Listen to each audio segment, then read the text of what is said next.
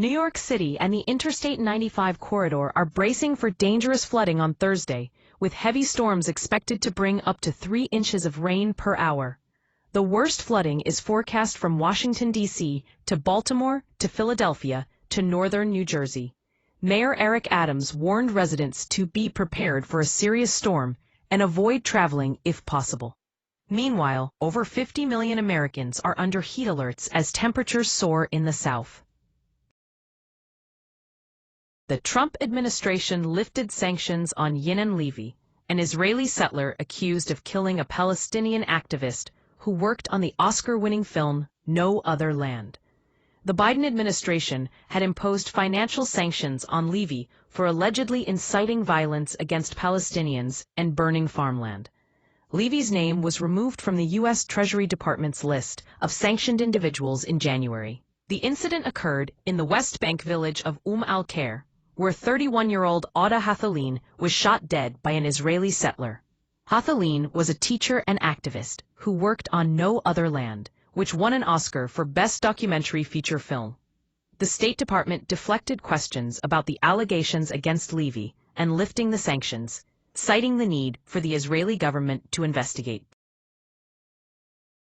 The Federal Reserve's preferred inflation gauge rose to 2.6% in June, up from 2.4% in May, as President Donald Trump's tariffs lifted prices for many goods. The uptick in prices helps explain the central bank's reluctance to cut its key interest rate this week. Consumer spending rose 0.3% from May to June, but adjusted for inflation, the increase was just 0.1%. The government's measure of gas prices jumped 0.9% from May to June, while grocery costs rose 0.3%. Many longer-lasting goods that are heavily imported saw clear price increases. Scientists in Australia have discovered a new species of stick insect, which is over 15 inches long. The giant insect was found in the country's eastern region and is believed to be one of the largest known species of its kind. The discovery was made by researchers from the University of Queensland who were conducting fieldwork in the area. The team used DNA analysis to confirm that the insect was a new species. The stick insect's large size and unique characteristics make it an important find for scientists studying biodiversity. Former NFL player Shannon Sharpe revealed on his podcast that he wanted the news of his departure from ESPN to be delayed until Monday, July 31st, so it wouldn't overshadow his brother Sterling's induction into the Pro Football Hall of Fame. Sharpe's exit was announced earlier this month after a settlement in a sexual assault case.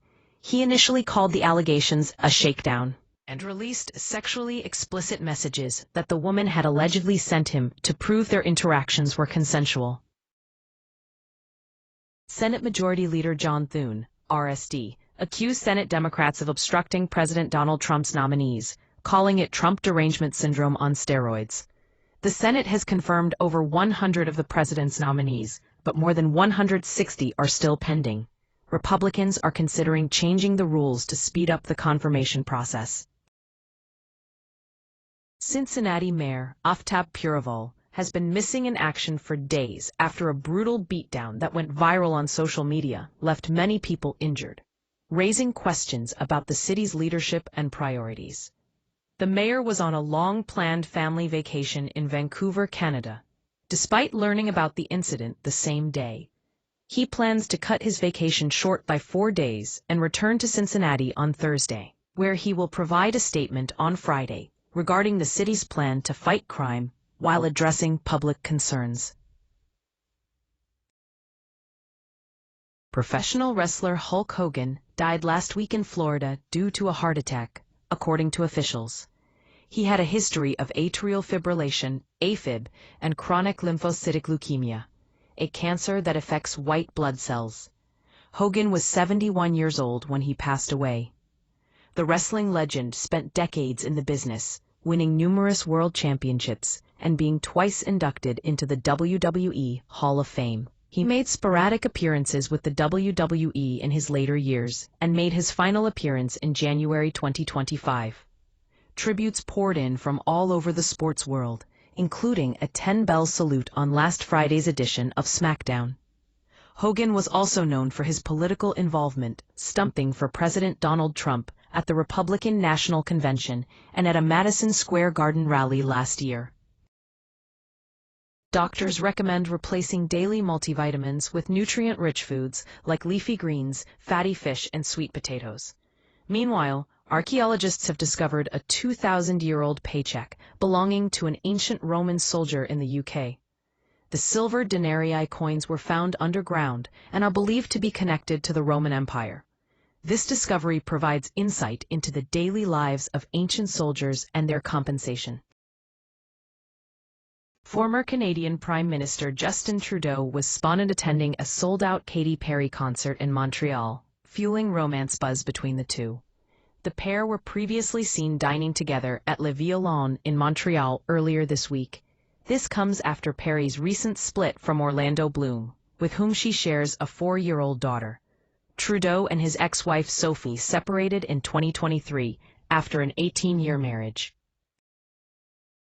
Brown University has agreed to pay $50 million over a decade to state workforce development organizations as part of a deal struck with the U.S. government, which has agreed to restore grant funding and close probes into the school. The agreement comes after President Donald Trump congratulated the school in a post on Truth Social, stating, "Woke is officially dead at Brown."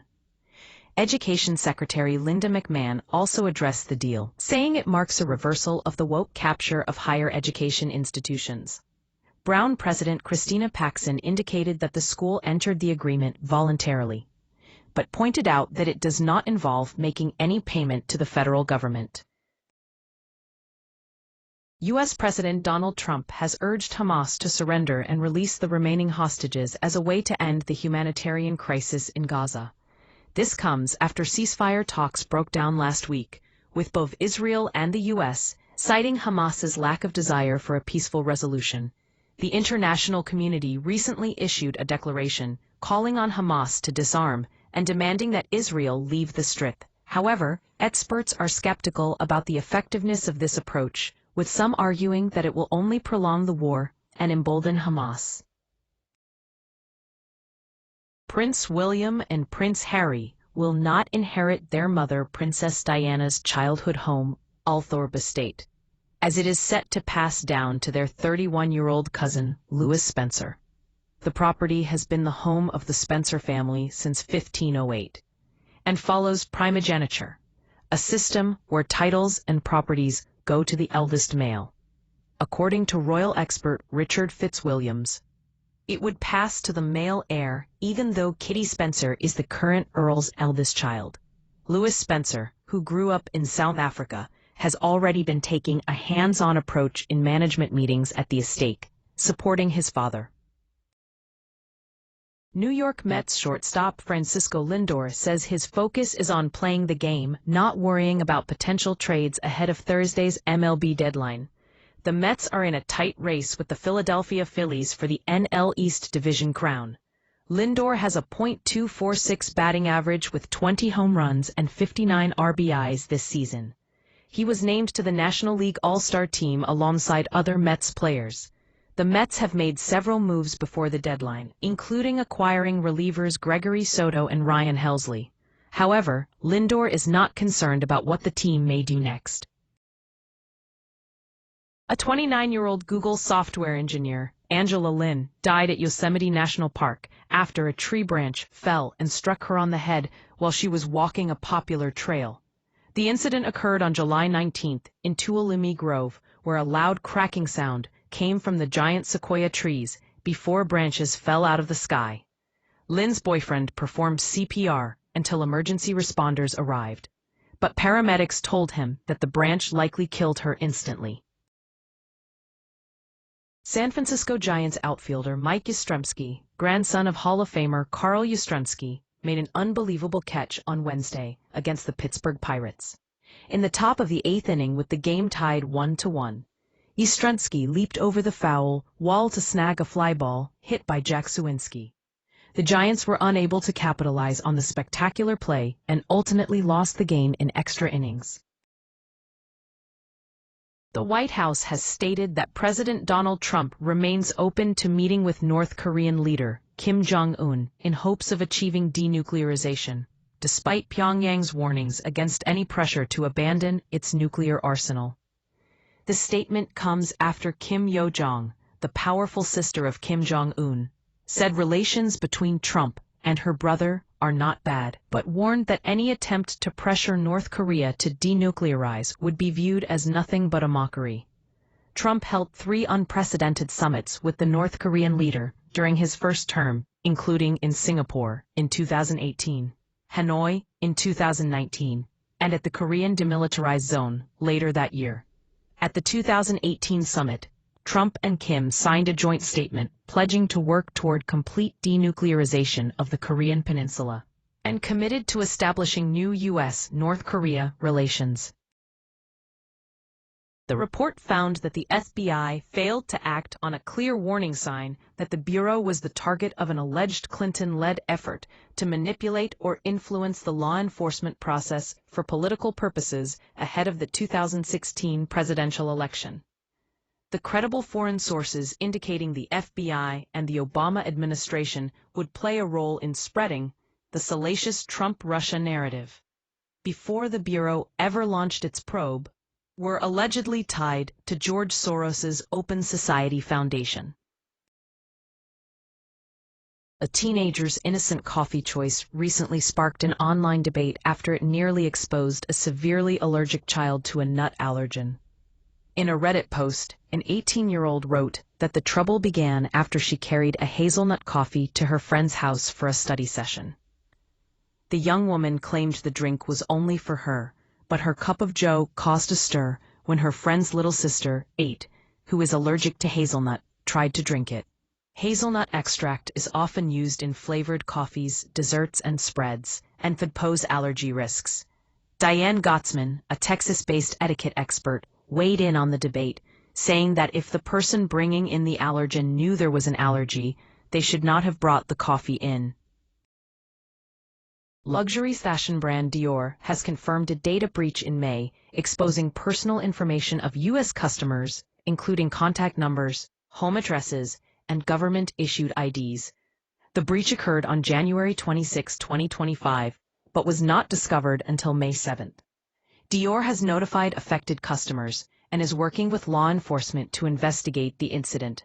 The company has clarified that no payment or financial data was stored in the affected systems. Customers are advised to take proactive steps to protect their identity, including using personal data removal services, enabling two-factor authentication, and being wary of mailbox communications. A federal appeals court on Thursday will hear arguments over the legality of President Donald Trump's sweeping tariff plan, a high-stakes court fight that comes just hours before Trump's import duties and so-called reciprocal tariffs are slated to take force. The U.S. Court of Appeals for the Federal Circuit is hearing oral arguments in a major legal challenge to President Trump's. Sydney Sweeney has received support from a WWE legend after facing backlash for an American Eagle advertisement. Sergeant Slaughter, a WWE Hall of Famer, came to her defense on social media, calling her "You Go Girl." The controversy surrounding the ad has sparked wild opinions and accusations of racism. Despite this, American Eagle's share price rose earlier in the week amid the drama. British commentator Douglas Murray has criticized New York mayoral nominee Zohran Mamdani and London Mayor Sadiq Khan for their involvement in foreign policy. Murray stated that both individuals should stay out of international affairs, as it is not part of their job description. Mamdani and Khan have been vocal about their opposition to Israel's actions in Gaza, with Mamdani previously using the phrase, "globalize the intifada." The summit, organized by the Israel on Campus Coalition, ICC, aimed to counterbalance pro-Gaza protests on campuses. Murray claimed that Hamas is responsible for the starvation of Gazans, not Israel. The ICC has faced heightened security protocols due to recent incidents of anti-Semitic violence. President Donald Trump signed an executive order on Thursday, re-establishing the President's Council on Sports, Fitness, and Nutrition, and the presidential fitness test. The council will create school-based programs that reward excellence in physical education and develop criteria for a presidential fitness award. Pro sports figures such as Bryson DeChambeau and Lawrence Taylor are set to be in attendance. Lithuanian Prime Minister Gintautas Paluckas resigned on Thursday, July 31, 2025, following protests in the country's capital over investigations into his alleged business dealings. The resignation comes after a smaller party threatened to exit the ruling coalition unless Paluckas stepped down. Investigations have been launched by Lithuania's anti-corruption and law enforcement agencies into Paluckas' business and financial dealings, including a €200,000 subsidized loan that Garnis, a company co-founded by Paluckas, received while he was serving as prime minister. Paluckas denies any wrongdoing, claiming the criticism is part of a coordinated attack by his political opponents. New York City mayoral contenders Zohran Mamdani and former New York Governor Andrew Cuomo are facing off over who is a better supporter of law enforcement after Monday's mass shooting in a Midtown Manhattan office building. Mamdani, the 33-year-old Democratic Socialist state lawmaker from Queens, has been criticized for his past comments calling to defund the NYPD. Cuomo has accused Mamdani of being anti-police, arguing he doesn't understand the need for public safety. Mamdani responded by saying Cuomo is politicizing the tragedy, and that he's proud of his public safety platform. Former Vice President Kamala Harris has announced that she will not run for governor of California in 2026, but left the door open for a possible second presidential bid in 2028. In her statement, Harris said that her leadership will not be in elected office for now, but pledged to stay involved in politics and help elect Democrats across the nation. Fox News has curated a list of 13 stylish crossbody bags, perfect for everyday wear, offering hands-free convenience and versatility in style, materials, and size. From Kate Spade to Coach, these bags are designed for both men and women, featuring adjustable straps, spacious compartments, and durable materials. Whether you're looking for a classic design or something more sporty, there's a crossbody bag on this list that suits your taste and needs. U.S. President Donald Trump has responded to former Russian President Dmitry Medvedev's warnings about war with the United States, telling him to watch his words.